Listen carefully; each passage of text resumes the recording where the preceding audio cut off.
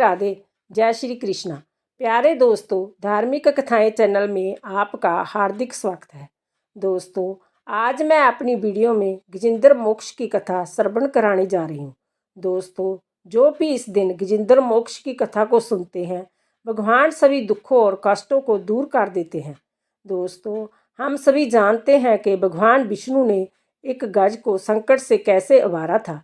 यदि आप भी गजेंद्र मोक्ष की कथा को सुनेंगे, आपको भी सभी कष्टों से मुक्ति दिलाएंगे। भक्तों, पूर्ण गण विश्वास और निष्ठा के साथ गजेंद्र मोक्ष की कथा को सुने। यदि आपने धार्मिक कथाएं चैनल लाइक और सब्सक्राइब नहीं किया तो ज़रूर करें। बेल आइकन दबाना ना भूलें, जो आने वाली सभी वीडियोज की जानकारी आपको सबसे पहले हो सके। वीडियो को पूरी सुने। सुनने के बाद कमेंट बॉक्स में राधे राधे ज़रूर लिखें। कहा जाता है कि गजेंद्र मोक्ष की कथा सुनने से जीवन में कर्मों को समाप्त करके और मुक्ति के लिए मदद करता है। मोक्ष केवल भगवान विष्णु ही दे सकते हैं। गजेंद्र मोक्ष में भगवान विष्णु का आशीर्वाद है। गजेंद्र मोक्ष की कथा का वर्णन भागवत पुराण में भी किया गया है।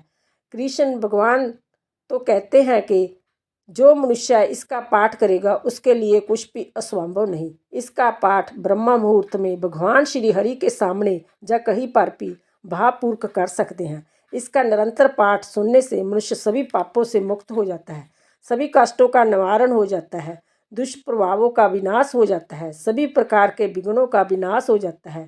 मृत्यु उपरांत कभी नरक में नहीं जाना पड़ता, ऐसा स्वयं भगवान कृष्ण का वचन है। गजेंद्र मोक्ष की कथा।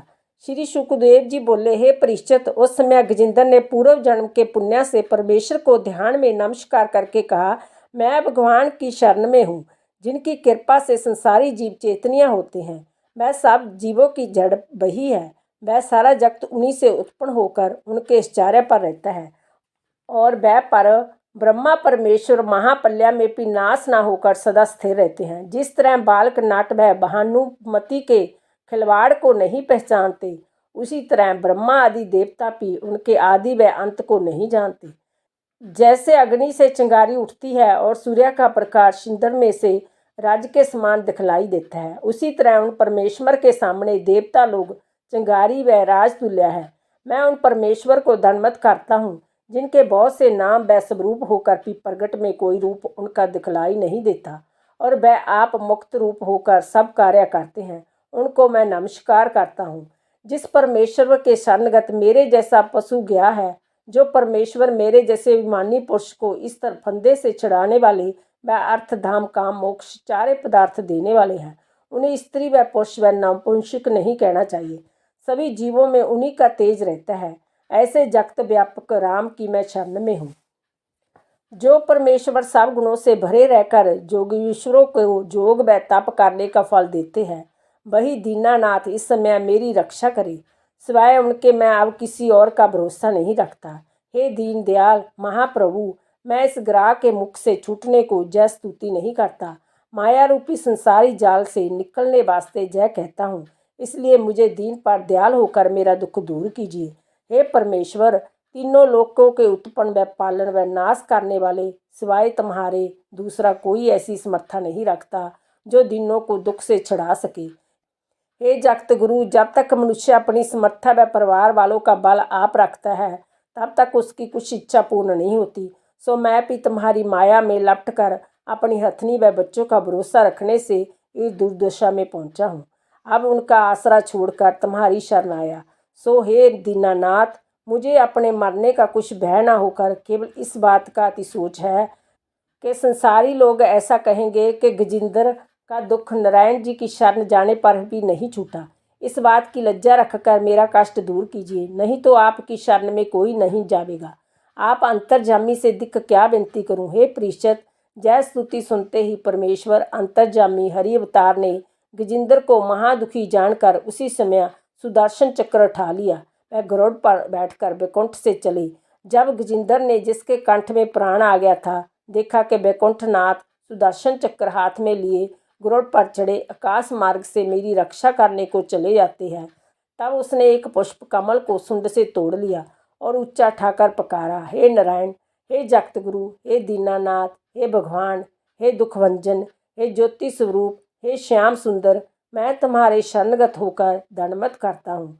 जल्दी मेरी शुद्ध लेवे। जैसे ही त्रिलोकी नाथ ने जय दीन वचन उस दुखियारे को सुना, वैसे ही सुदर्शन चक्र समेत गरुड़ पर से कूदकर पैदल दौड़ी और वहां पहुंचते ही सुदर्शन चक्र से ग्राह का मुख चीर कर मार डाला। वह हाथी को तालाब से खींचकर बाहर निकाल दिया। श्री सुखदेव जी ने कहा, हे परीक्षित, जिस समय ग्राह मारा गया उस समय देवताओं ने आकाश से आनंदपूर्वक दुदुम्बी बजाकर फूलों की वर्षा हरि भगवान पर की और ऋषिवर आदि उनकी स्तुति करने लगे। वह ग्राह परमेश्वर के स्पर्श करते ही एक पुरुष महासुंदर राशि भूषण व वस्त्र पहने हुए आकर नारायण जी के चरणों पर गिर पड़ा। स्तुति व परिक्रमा करके हाथ जोड़कर विनय किया, महाराज, मैं पिछले जन्म में एक गंधर्व था, सो एक दिन स्त्रियां समेत विमान पर बैठकर बिहार को निकला। वह वन में एक तालाब बहुत अच्छा देखकर उसमें स्त्रियां सहित जल विहार करने लगा। उसी जगह केवल ऋषि ही नहाते थे, सो मैंने अपनी ज्ञानता व स्त्रियों के कहने से उन ऋषि का उपहास का विचार कर स्नान करते हुए गोता मारा। वह उनका पैर पकड़कर पानी के भीतर खींच ले गया। जब वह गिर पड़े तब उनका पैर छोड़कर तालाब से बाहर निकाल आया।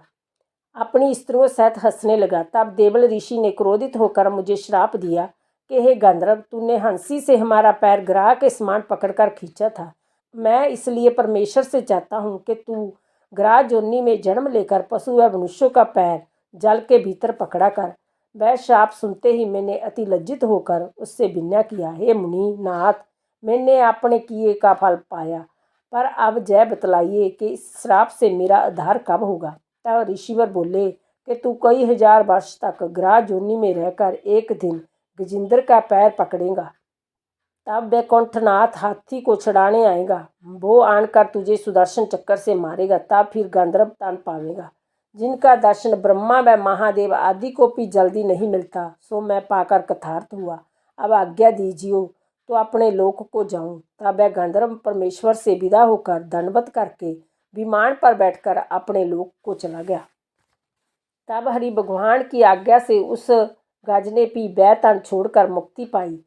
वह इंद्र दमन राजा का स्वरूप होकर चतुर्भुज हो गया और दंडवत व स्तुति करने पर परिक्रमा करने के उपरांत हाथ जोड़कर बोला, हे दीनानाथ, मैं पूर्व जन्म में इंद्र दमन नाम राजा होकर दिन रात हरि चरणों में ध्यान लगा राजा काज करता था। एक दिन जप व ध्यान करते समय अगस्त मुनि मेरे घर आए थे। सो अपने अज्ञान से उसका आदर न करके ज्यों का त्यों बैठा रहा। तब अगस्त मुनि क्रोध करके बोले, हे राजा, किस शास्त्र में ऐसा लिखा गया, जब ब्राह्मण व ऋषिवर व वैष्णव किसी के स्थान पर आवे और उस घर का मालिक उसका आदर व सम्मान न कर मतवाले हाथी की तरह बैठा रहे। इसलिए मैं परमेश्वर से चाहता हूँ कि तू हाथी का तन पावे। जय श्राप सुनते ही मैंने अतिलिज्जित होकर उन सोबिनम किया, हे मुनिनाथ, मैंने अपने कर्तव्य का फल पाया, पर अब जय बतलाइए कि इस तन से मेरी छुट्टी कब होगी। जय सुनकर मुनि बोले, जब ग्राह तेरा पैर तालाब में पकड़ेगा तब वैकुंठनाथ तेरी सहायता करने आवेगा और ग्रह को मारकर तुम्हें मुक्ति देवेगा। सो मैं अगस्त ऋषि की कृपा से तुम्हारा दर्शन पाकर कृतार्थ हुआ।